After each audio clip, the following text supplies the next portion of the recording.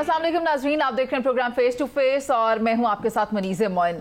दुनिया में तेजी से तब्दीलियां रोनुमा हो रही हैं। मशरिक से मगरिब तक रियासतें नए वर्ल्ड ऑर्डर को समझने में लगी हैं। इस नए वर्ल्ड ऑर्डर में अमेरिका, रूस, चीन, पाकिस्तान और ईरान दुनिया में नए ड्राइवर्स के तौर पर सामने आ रहे हैं। इसराइल, ईरान और अमेरिका जंग के बाद ईरान पर आज से नई पाबंदियों का इतलाक शुरू हो रहा है।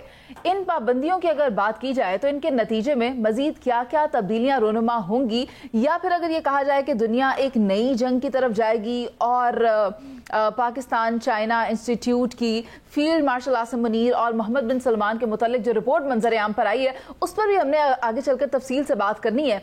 पाकिस्तान सऊदी अरब का जो मुआहिदा था वर्ल्ड ऑर्डर में, वो क्या अहमियत रखता है, इन सब पर तफसील से बात करेंगे। प्रोग्राम में मुझे ज्वाइन कर रहे हैं ब्यूरो चीफ पंजाब शहजाद हुसैन भट्ट साहब, उनके साथ तशरीफ रखते हैं सीनियर सहाफ़ी तज्ज़ियाकार सलमान आबिद साहब, हमें प्रोग्राम में ज्वाइन करें major general retired Zahid Mahmood साहब और शहर कायद कराची से सियासी रहनुमा सायरा बानो हमारे साथ मौजूद होंगी। गुफ्तगू का आगाज़ मैं जनाब जाहिद महमूद साहब आपसे करना चाहूँगी। आप भी देखें कि ईरान पर जो पाबंदियाँ लगाई जा रही हैं उसकी अगर माशी सूरत हाल की बात करें तो वो इतनी ख़राब हो चुकी है कि अगर $1 की बात करें तो वो 11 लाख रियाल का हो चुका है। ऐसे में जब ईरान इसराइल जंग हुई थी तो उसके बाद ये लगा था कि ईरान के हालात बेहतरी की तरफ जा रहे हैं या ईरान की खित्ते में अपनी कोई सह है, लेकिन अब जो आप सैंक्शंस देख रहे हैं तो ये जाहिर कर रही है कि हालात तो ईरान के मजीद ख़राब होने जा रहे हैं। जी बिस्मिल्लाहिर्रहमानिर्रहीम। देखिए, ये जो स्ट्रेस है ये सिर्फ ईरान पे नहीं है जी, पूरा मिडल ईस्ट जो है वो रीशेप हो रहा है जी। उसके ऊपर एक एप्लीकेशन हुई है जो हेजमोनिक डिजाइन्स के साथ एप्लीकेशन हुई इजराइल की, उसको डेटरेंस से वो आगे गया है। इजराइल ने अपनी जो पावर एस्टेब्लिश की वो डेटरेंस से ज्यादा अब हेजमोनिक डिजाइन्स में जब किया जी। और ईरान की न्यूक्लियर साइट्स को अटैक करना, आई मीन वो भी 60% जो एनरिचमेंट की हम बात करते हैं, that is just peanuts to be very honest. असल काम तो उसके बाद शुरू होता है जहां पर अभी वो पहुंचे थे, और फिर अभी बड़ा प्रोमिनेंटली अनाउंस किया ईरानियन लीडरशिप ने। But it has a method जी, मैडनेस के पीछे एक मेथड है, ऐसे ऑर्डिनरी नहीं है ये पाबंदियां। ऑफ कोर्स ईरान को वो मेजर थ्रेट समझते हैं, और दूसरा ये है कि एक कासस बलाए भी रखना चाहते हैं कि एक रीजन फॉर वॉर भी रखना चाहते हैं, कुछ ना कुछ वो फ्रिक्शन चाहते हैं। तो जब तक ये चीजें पॉलिटिकल डोमेन में, डिप्लोमेटिक डोमेन में और फिर मिलिट्री एप्लीकेशन की डोमेन में नहीं होंगी, तो जो पूरी गेम है, आप उसको ग्रेटर इजराइल की भी गेम कह लें, उसको जायनिज्म जो ज्यूइश जायनिज्म है उसकी एक्सपेंशनिस्ट जो पॉलिसीज हैं उसकी भी एप्लीकेशन कह दें। लेकिन हैविंग सेड दैट, जो कंसर्न थोड़ा सा रहा है पास में, जो इंट्रा अरब रिलेशनशिप है जी, खासतौर का ईरान का बाकी अरब कंट्री के साथ, और ईरान को एक थ्रेट के तौर पे पोर्ट्रे करके उनको सिक्योरिटी भी प्रोवाइड करने की कोशिश की, जो कतर के अटैक के बाद काफी अंडरमाइन हो गई है। तो आई थिंक नए रीसेट में वो कंटिन्यूसली एक प्रेशर रखना चाहते हैं ईरान के ऊपर कि ईरान के लिए कुछ स्पेस छोड़ना नहीं चाहते जी। तो ये उसी का एक नतीजा है। बट मैं ये समझता हूँ ये पाबंदियों से ज्यादा बेहतर है कि हम जो नेगेटिव पीस की कोशिश कर रहे हैं कि वॉर को खत्म कर दें, आप वेपन्स ऑफ मैस डिस्ट्रक्शन खत्म कर दें, वेपन्स चुप करवा दें, साइलेंट करवा दें, उससे क्या फर्क पड़ता है? Negative peace. असल चीज है कि conflict resolution of the basic reasons जिसने जंग करनी है उसने तो वेपन्स ऑफ मैस डिस्ट्रक्शन को बहाना बनाकर भी कर लेनी है जी। बिल्कुल, इराक में जैसे हुआ है, that's what my point is कि they need to have some friction. देखिए ना, मैंने यही एक्सप्लेन किया अपने जवाब में कि उनको कोई ना कोई फ्रिक्शन चाहिए, कोई ना कोई कासस ब्लाय रीजन फॉर वॉर चाहिए, क्योंकि वॉर के अंदर ही जो ज्यूइश जायनिज्म ने फैलना है वो फ्रिक्शन और वॉर के अंदर ही फैलना है। इसी तरीके से जैसे हमारे रीजन में हिंदुत्व बेस्ड हेट आइडियोलॉजी के ऊपर ग्रेटर भारत की जो हम बात करते हैं या जो अखंड भारत की बात करते हैं वो भी फ्रिक्शन चाहते हैं। ये कॉन्फ्लिक्ट मिटिगेशन तो दूर की बात है, कॉन्फ्लिक्ट मैनेजमेंट की तरफ भी नहीं जाना चाहते, मिटिगेशन की तरफ भी नहीं जाना चाहते, क्योंकि अगर कॉन्फ्लिक्ट की रेजोल्यूशन हो गई तो शायद उनको फिर अपने जो एक्सपेंशनिस्ट डिजाइन है वो फुलफिल होते हुए नजर आए। तो they will keep an enemy in front, और मुख्तलिफ जगह से जैसे अभी डायरेक्शनल निकलता रहा है, कभी लिबिया में, कभी लेबनान में, तो वो कहीं ना कहीं से क्रिएट करते रहेंगे। I totally agree with you कि एनिमी तो किसी वक्त भी क्रिएट कर सकते हैं, but major reason nuclear is a huge reason जी। उसी को बहाना बनाकर आपको weapons of mass destruction Iraq के भी याद होंगे, आज तक नहीं मिले हैं, तो ये चीजें तो चलती हैं जी। ईरान तो ऑलरेडी इस पर काम नहीं कर रहा था, मगर उससे पहले ही इसराइल की जानिब से ईरान पर हमला कर दिया गया, और अब आप देखें कि इन सब ने वहां पर इकट्ठे होकर ईरान के ऊपर सैंक्शन लगाने का फैसला किया और इतलाक भी हो रहा है। मैं चाहती हूँ शहजाद हुसैन भट्ट साहब, आप मुझे ये बताएं कि अक़वाम मुत्तहिदा में ईरान के खिलाफ अगर ये करारदाद मंजूर हुई है तो ऐसे में पाकिस्तान को क्या रोल प्ले करना चाहिए, क्योंकि पाकिस्तान इस वक्त अपने बेहतरीन ताल्लुकात इंजॉय कर रहा है या एक्सपीरियंस कर रहा है अमेरिका के साथ। दुरुस्त फरमा रही हैं मुनीज़े। बात यह है कि ईरान और चंद यूरोपीय ममालिक का जो आप बात कर रही हैं, जनरल जाहिद महमूद साहब से भी जो आपने बात पूछी है, ये 2015 में एक मुआहदे की बात आप कर रही हैं। ये मुआहदा यूनाइटेड नेशन में अब करारदाद दोबारा वापस आई और इसमें देखे 4 ममालिक ऐसे आए जिन्होंने वोट पॉजिटिव फेवर में दिया। उनमें रशिया, पाकिस्तान, चाइना, अलजायर, और 9 वोट मुखालफत में आए, यानी पाबंदियों को रोकने या मौखर करने की तजवीज़ को हमने वोट दिया है चाइना और पाकिस्तान ने। अच्छा, अब बात यह है कि जिस तरह बात चल रही है आगे कि वो कन्फ्लिक्ट चाहते हैं, तो सीधी बात फिर मैं तबसरा करने के बजाय जाहिद महमूद साहब आप फरमाया आपने कन्फ्लिक्ट चाहता है, भारत और इसराइल कन्फ्लिक्ट चाह रहा है।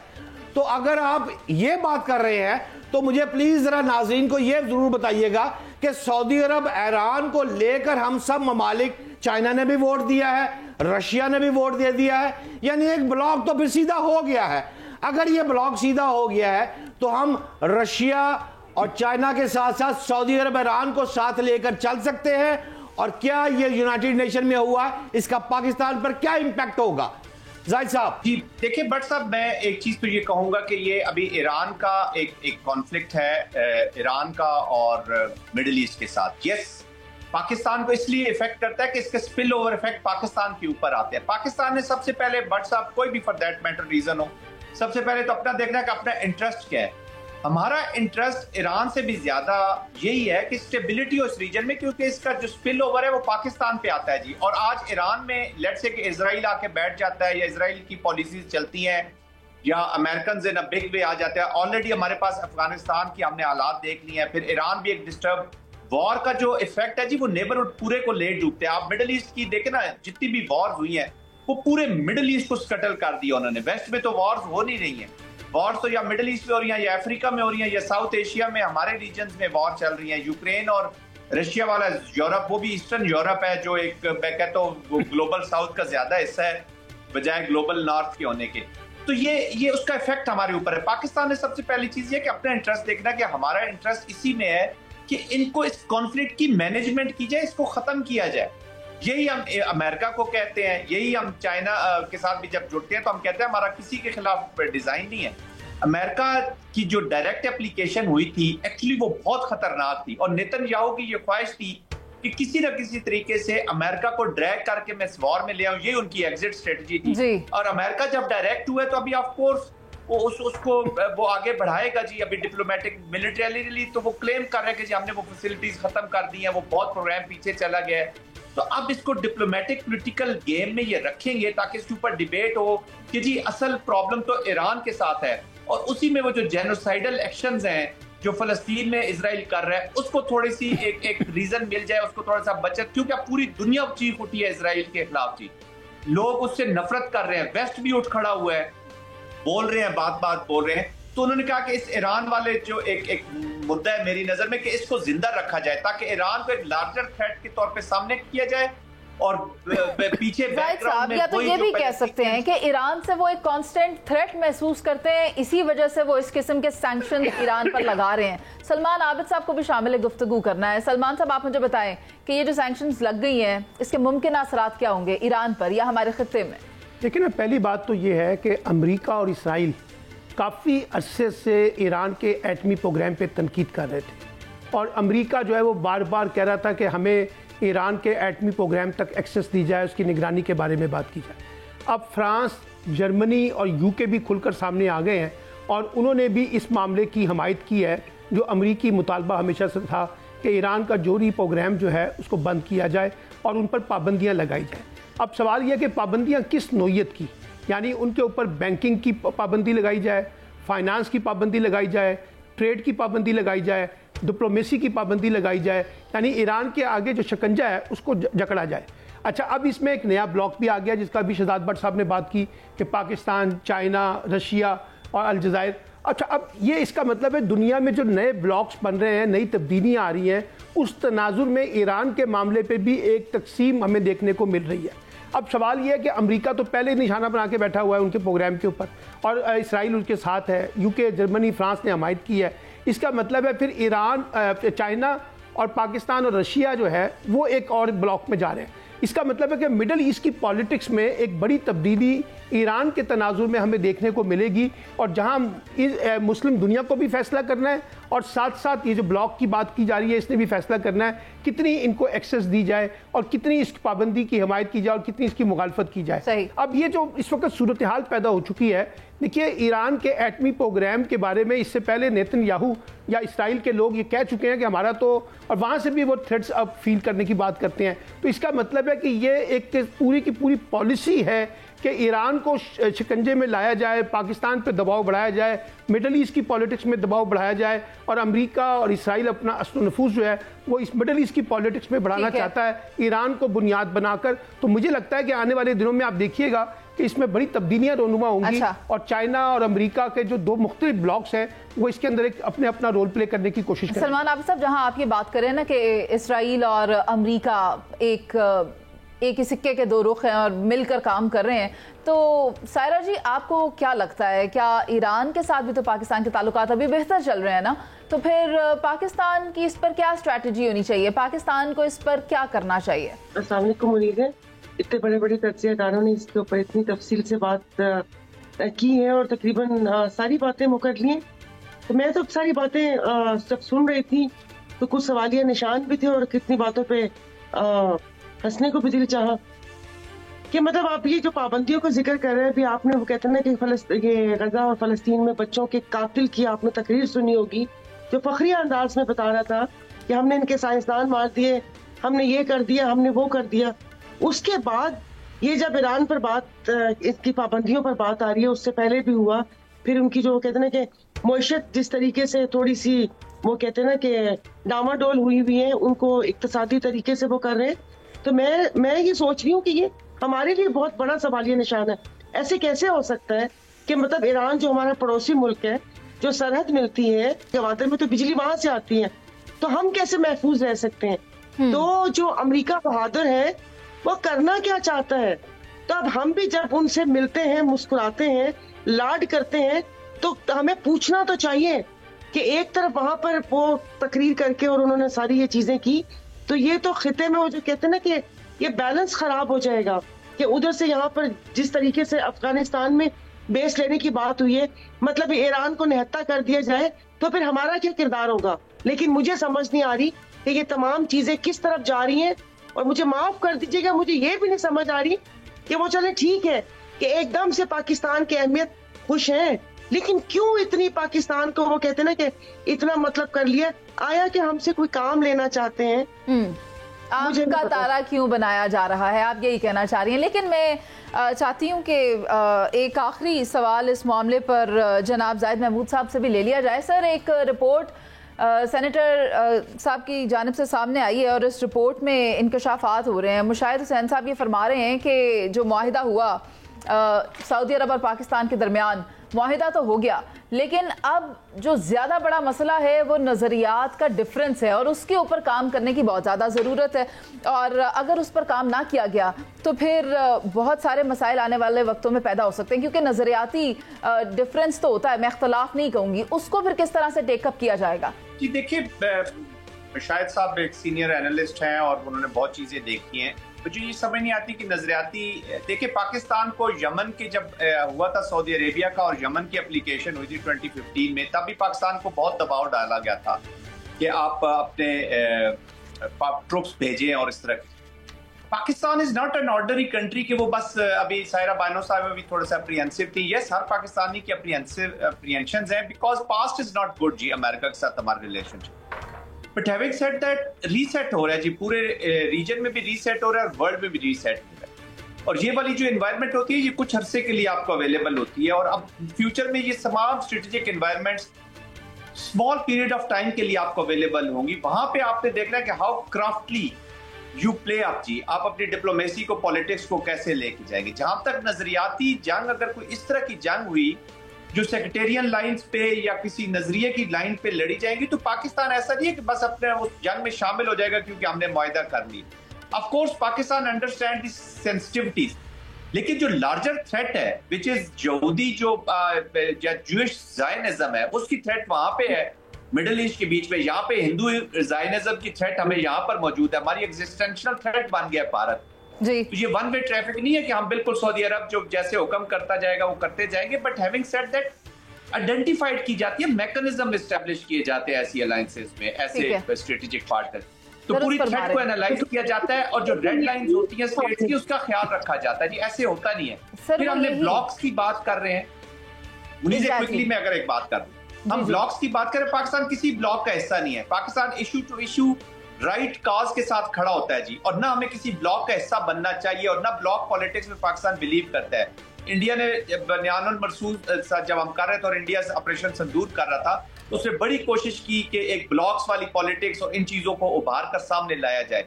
पाकिस्तान ने ईरान के ऊपर अटैक को कंडेम किया जो अमेरिका ने किया है। पाकिस्तान ने चाइना के साथ अपनी स्ट्रेटेजिक पार्टनरशिप को स्ट्रेटेजिक ही रखता है और रखेगा। बड़ा क्लियरली अमेरिका को बता दिया गया कि जी हमारी पार्टनरशिप जो चाइना के साथ है किसी के खिलाफ नहीं, और ना हम अमेरिका के साथ मिलकर चाइना को स्कटल करेंगे। China has confidence in this. Yes, past is bad, our relationship has been not good. America ने हमेशा हमें इस्तेमाल किया, उससे खौफजदा है। लेकिन हैविंग सेड दैट आप बिल्कुल आइसोलेट होकर नहीं रह सकते।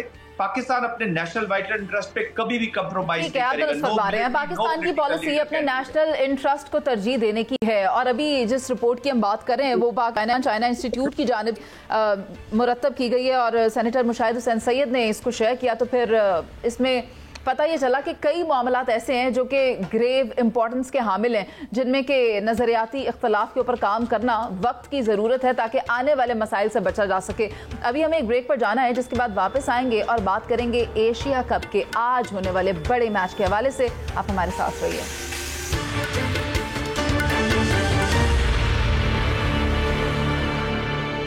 वेलकम बैक नाजरीन। एशिया कप की ट्रॉफी किसके घर जाएगी, इसका फैसला आज ही कुछ ही घंटों के अंदर हो जाएगा। कौमी क्रिकेट टीम के कप्तान सलमान अली आगा कहते हैं कि कोच को पता है कि करना क्या है और ग्राउंड की कंडीशन देखकर ही फैसला किया जाएगा। खिलाड़ी फुल फॉर्म में दिखाई दे रहे हैं और अब की बार पाकिस्तान 6-0 नहीं बल्कि 11-0 करके दिखाएगा। आज के इस बड़े टाकरे के हवाले से हमें प्रोग्राम में ज्वाइन किया है मिर्जा इकबाल बेग ने, सीनियर सहाफ़ी हैं, स्पोर्ट्स एनालिस्ट हैं। तो मैं चाहती हूँ गुफ्तगू का आगाज आप ही से किया जाए। मिर्जा साहब, मुझे बताएं क्या लग रहा है आपको कि पाकिस्तान की क्या स्ट्रैटेजी होगी इस ट्रॉफी के एतबार से कि ये हमारे घर आ जाए? बहुत बहुत शुक्रिया मुनीज़े। देखें, पाकिस्तान अनप्रेडिक्टेबल टीम है और जिस तरीके से भारत ने 2 मैचेस जीते, पहला मैच 7 विकेटों से, दूसरा मैच 6 विकेटों से, उसको देखते हुए ये कहा जाता है कि क्रिकेट में ये कहा जाता है कि अगर कोई टीम भी पीक की तरफ जाती है तो फिर वो नीचे जरूर आती है। तो आज भारतीय भी खौफजदा है कि 2 मैचेस जीतने के बाद क्या वो हैट्रिक करने में कामयाब हो सकेंगे क्या नहीं, क्योंकि पाकिस्तानी टीम ने जिस तरह से गियर अप किया है, जिस तरह से पाकिस्तान ने श्रीलंका फिर बांग्लादेश के खिलाफ परफॉर्म किया है, उसको देखते हुए ये कहा जा सकता है कि पाकिस्तान का हौसला बड़ा बुलंद हुआ है। हालांकि पाकिस्तान दोनों मैचेस हारा है उनसे, लेकिन चांसेस यही है कि पाकिस्तानी टीम अपसेट कर सकती है। शायद यही वजह है कि भारतीय खिलाड़ी जो थोड़ा सा दबाव का शिकार है। पाकिस्तान पर क्या दबाव होगा, क्योंकि पाकिस्तान 2 मैच तो हारा है। अब पाकिस्तान अगला मैच इंशाअल्लाह ताला आज वाला जीत कर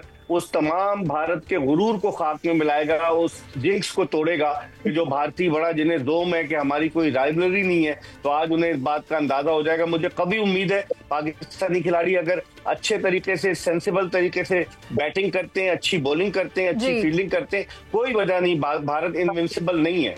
कोई बात नहीं। वैसे तो कहते हैं ना उम्मीद पर दुनिया कायम है, तो यहाँ पर शहजाद हुसैन भट्ट साहब बैठे हैं और उन्होंने भी पूरी उम्मीद आज पाकिस्तान क्रिकेट टीम से लगाई हुई है। साथ साथ मैं भट्ट साहब को एक और बात भी बता दूं। भट्ट साहब, भारत के कुछ प्लेयर्स ऐसे हैं जो कि आज जिनकी मैच में शमूलियत उनकी कोई टेस्ट रिपोर्ट से मशरूत है, उनकी फिटनेस पे क्वेश्चन रेज हो चुका है, तो अगर वो बेहतर होंगे तो वो आएंगे और मैं ये समझती हूँ पाकिस्तानी टीम के लिए बेहतर है। आप क्या समझते हैं?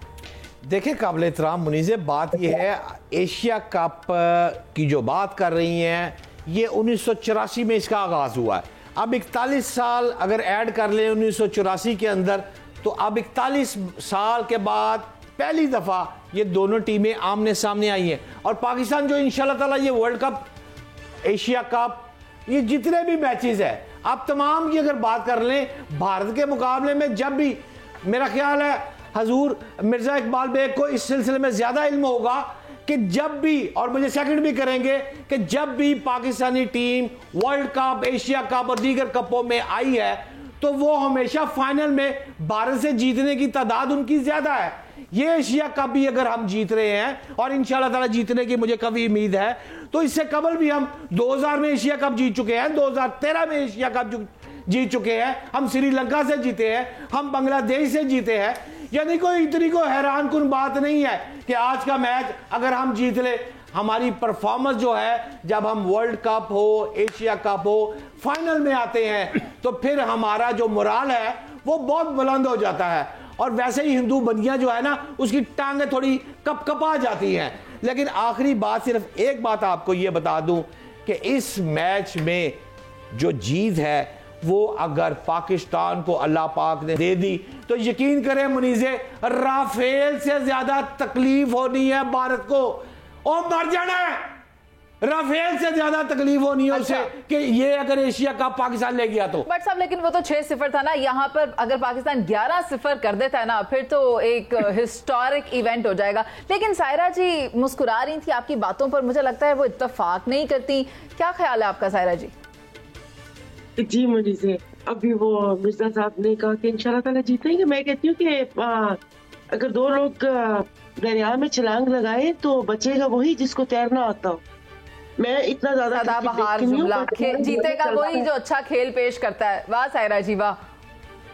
तो मैं चलते फिरते ऐसे वो मैं देखती हूँ, मतलब मैं अगर इंडियन टीम को देखूं तो देखिए उनकी फील्डिंग देखे, उनकी बॉलिंग देख ले, बाकी सारी मतलब वो ऑलराउंडर है। और हमारे वालों के तो हाथों में दम ही नहीं होता कि उनके हाथ से ऐसे करके बॉल नीचे गिर जाती है। बाकी अभी बट साहब ने राफेल का कहा, वो हमारे लिए फख्र की बात है, मगर ये जिन्होंने काम किया है वो कहते ना कि उनको सलाम। आप किसी दूसरे का क्रेडिट नहीं ले सकते कि आपका जो काम है आप वो काम कर नहीं रहे, और आप इशारे करके, और आप वो कहते ना कि वो उस खेल की जो हजीमत थी, जिस तरीके से पाकिस्तान हारा था उस मैच में जिसमें इशारे किए थे, वो इन तमाम चीजों के पीछे छुप नहीं सकता। और वो एक ऐसे बड़े मजे का किस्सा है कि किसी ने कहा था कि कोच को, उन्होंने कहा कि मुझे किसी ने कहा था कि तुम्हारी टीम हारेगी नहीं। उसने कहा कैसे? उसने कहा बस इनको खिलाना मत। अच्छा, ये क्रिकेट उसमें अल्लाह करे पाकिस्तान, मतलब वो ज़ाहिर पाकिस्तान जीतता है, कहीं भी उसका वो कहते हैं कि झंडा सर बुलंद होता है तो वो कहते हैं कि हमें दिली खुशी होती है। लेकिन अल्लाह करे, तो मैं कहती हूँ कि अगर खुदा न खास्ता कुछ हो गया तो जो हमारे पीसीबी चेयरमैन, कम वजीर दाखिला, कम वजीर खारजा, कम पता नहीं क्या क्या है, उनको कटहरे में लाना चाहिए कि भैया कैसे इस पीसीबी में ऐसा क्या हुआ, कौन सी मनपसंद भर्तियां और कौन से ऐसे खिलाड़ी आप लेकर गए हैं कि वो सारा हो नहीं चुका। बाकी वही फिक्रा बोलती हूँ कि जीतो या हारो हम ज़हनी तौर पर तैयार हैं।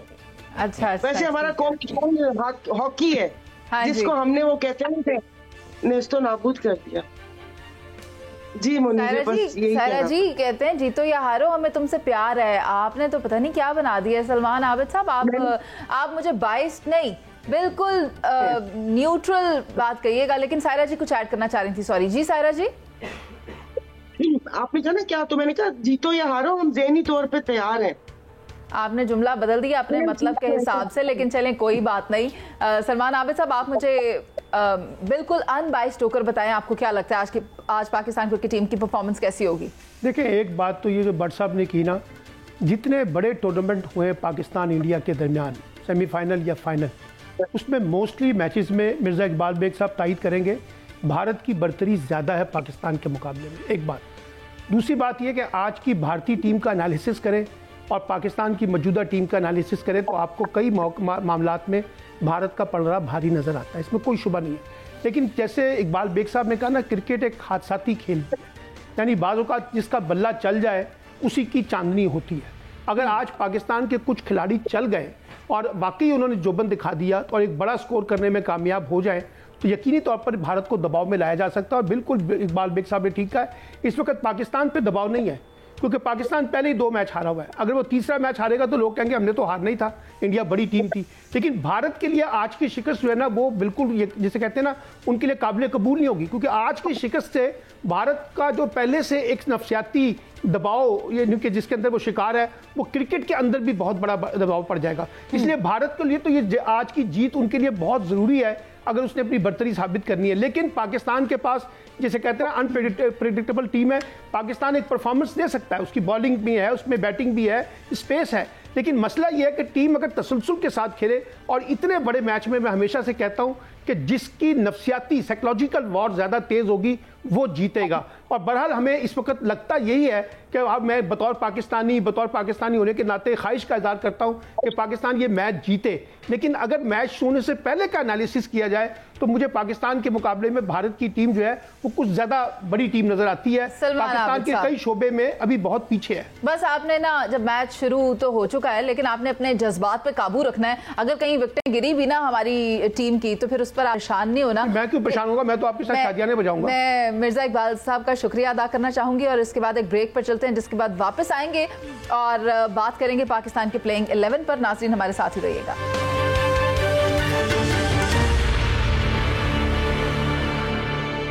वेलकम बैक नाजरीन। एशिया कप जारी उसारी है, दोनों टीमें इन फॉर्म दिखाई दे रही हैं। मैच चल पड़ा है, लेकिन अब देखना यह है कि इसका पलड़ा किसका भारी होता है इस मैच में। ये ट्रॉफी आज कौन लेकर जाता है, वो भारत है या पाकिस्तान। मगर मुझे ज्वाइन किया इस प्रोग्राम में पीजे मीर साहब ने, वो भी सीनियर तज्जियाकार हैं, स्पोर्ट्स एनालिस्ट हैं।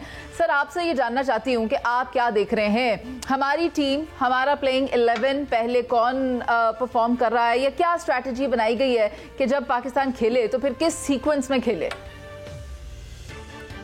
पाकिस्तान खेले, खुल के खेले, और ये जो 2 मैचेस हारे हैं ये they are gone, they are finished. ये नया मैच है और आपने देखा है कि पिछले मैच तो आप देख लो कि ये कोई अनबीटेबल टीम नहीं है। हमारे बिल्कुल आर्च राइवल्स हैं क्रिकेटिंग वाइज भी। तो उस लिहाज से जो स्ट्रैटेजी यही होती है कि आपने टेंशन नहीं लेनी, क्योंकि ये बहुत हाई टेंशन मैच है और इस मैच के अंदर आपने सिर्फ क्रिकेट खेलनी है। और वो जो इस दौरान एशिया कप के जो ऑफ ग्राउंड कंट्रोवर्सीज हैं ये भूल जाए। आज आपने प्योर कंसंट्रेशन क्रिकेट पे करनी है और अपनी बॉलिंग और बैटिंग के ऊपर। सर, प्लेइंग 11 तो नहीं तब्दील की? देखो, जब जीती हुई टीम होती है यूजुअली उसी को खिलाते हैं, एंड आई वुड एक्सपेक्ट कि ये उसी को खिलाएंगे, क्योंकि जो भी नया लड़का आएगा वो डबल टाइम अंडर प्रेशर होगा, पर्टिकुलरली अगेंस्ट इंडिया। सो ये टीम वही खिलानी चाहिए जो खेलते आए हैं। आपने हुसैन तलत को बीच में लेके आगे थे, एक मैच में ठीक है उसने नहीं परफॉर्म किया, दूसरे में 32 कर गया। तो अब आप इसी तरीके से एक लड़के का कॉन्फिडेंस है। हाँ, जो मेन चीज है यहाँ आपने देखना है कि 1, 2, 3 पे आपने किसको खिलाना है। क्या फखर 3 पे जाएगा या ओपन जाएगा? ओपनिंग में सर, ओपनिंग में सर कोच की हिदायत के मुताबिक साहबजादा फरहान और फखर जमान के साथ वो ओपन कर रहे हैं। साइम को उसके बाद खिलाएंगे। हाँ तो ठीक है, फिर मुनीजा कोच को कहो आके तुम खुद कैप्टनसी करो। एक तो हमारी सबसे बड़ी प्रॉब्लम है कि बाहर से कप्तान बैठे होते हैं और कप्तान को गाइडेंस करते हैं। आपने जो गाइड करना है मैच से पहले गाइड करो, during the course of the game आप उनको एक मोटिवेट करते हो, but don't go along and change the captain strategy. वरना उसका कप्तान का फायदा क्या है ये बताएं ना। पीजे सर, बड़ी दिलचस्प बात आप कर रहे हैं कि उसको बोलो कि आके कैप्टनसी कर ले। यहाँ पर हर कोई एक दूसरे का काम करने लगा हुआ है, इसीलिए तो ये मामला यहाँ तक पहुंच गया। शहजाद भट्ट साहब अगर इस पर रोशनी डाल दें। देखिए मुनीज़े, काम तो बहुत बढ़ गया है, बात ठीक है, लेकिन बात यह है कि असूली तौर पर अगर हम देखें इस वक्त पाकिस्तान को 175 रन करना होंगे अगर पहली बैटिंग की है।